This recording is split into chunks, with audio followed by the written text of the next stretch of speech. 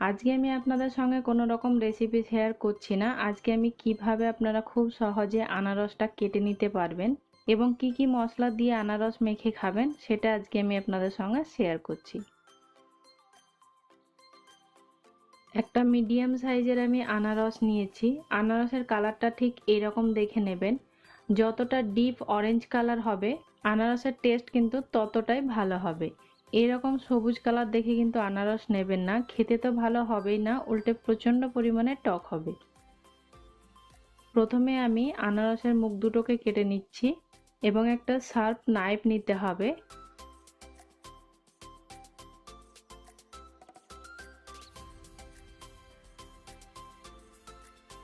এই ধরনের নাইফ দিয়ে কিন্তু কেটে নিতে খুবই অসুবিধা হয়।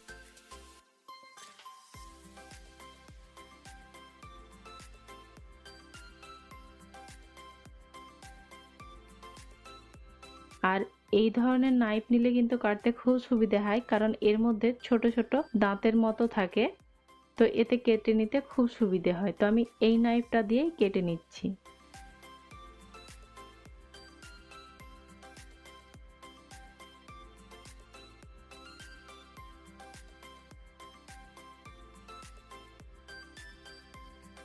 কিছু কিছু জায়গাতে এখন আনারসের খোসাটা লেগে আছে, তো আমি আরো একবার হালকাভাবে এটাকে পিল করে নিচ্ছি।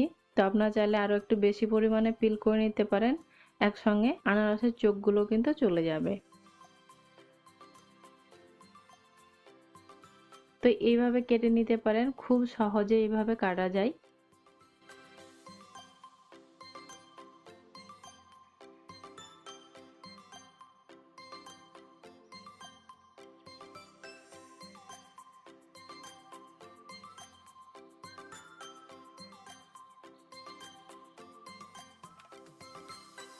তো আমার সব চোখগুলো তুলে নেওয়া হয়ে গেছে।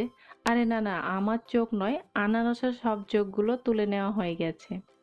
এবার আনারসটাকে জাস্ট হালকা একবার আমি ওয়াশ করে নিচ্ছি। তো আমি আনারসটা এবার একটা প্লেটের মধ্যে নিয়ে নিয়েছি। এবার আনারসটাকে আমি ডিভাইড করে নেব।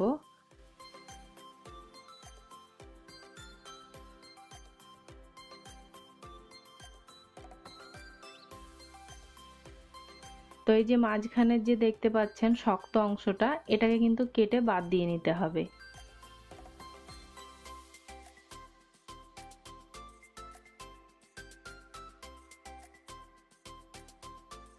তো এরকম শক্ত অংশ অনেকে আবার খেতে পছন্দ করে, তবে আপনি যদি পছন্দ করে রাখতে পারেন, তবে আমি খেতে পারি না, এগুলো আমি ফেলে দিচ্ছি। তবে আপনারা চাইলে এই শক্ত অংশটা ফেলে না দিয়ে আবার আনারসের চাটনিও করে নিতে পারেন।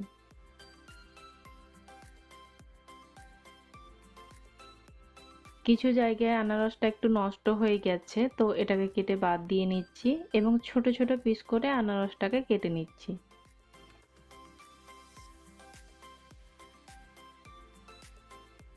আমি ছেলের জন্য কিছুটা আনারস তুলে রাখছি, যেহেতু ও ঝাল খেতে পারবে না।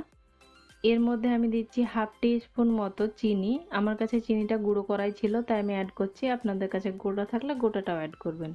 এবং দিচ্ছি অল্প একটু লবণ বা নিজের স্বাদ মতো লবণ, সঙ্গে দিচ্ছি সামান্য পরিমাণে একটু ঝাল লঙ্কার গুঁড়ো এবং অল্প একটু দিচ্ছি পেপার পাউডার। খুব ভালোভাবে একবার মিশিয়ে নিচ্ছি। ব্যাস তৈরি হয়ে গেল আমার আনারস মাখা। এভাবে একবার খেয়ে দেখবেন, বেশ ভালো লাগে।